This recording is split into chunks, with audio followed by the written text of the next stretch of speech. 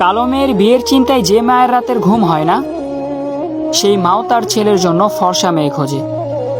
বেকার ছেলের চাকরির জন্য যে বাবার রাতের ঘুম হয় না, সেই বাবাও তার মেয়ের জন্য চাকরিজীবী জামাই খোঁজে। নির্মম হলেও এটাই বাস্তব যে দিন শেষে সবাই 16 আনাই চায়। কালো মেয়েদের নিয়ে অনেকে অনেক যুক্তি দিচ্ছে, আমি তাদের সম্মান করি।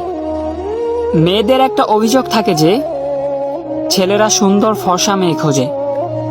আচ্ছা, মেয়েরা কি কালো ছেলে খোঁজে? আমার এই প্রশ্নটা মেয়েদের কাছে। কোন মেয়েটি কালো জামাই চায়? কোন মেয়েটি কালো বয়ফ্রেন্ড চায়? আমার জানা মতে সবার বিএফগুলোই ফর্সা হিরো।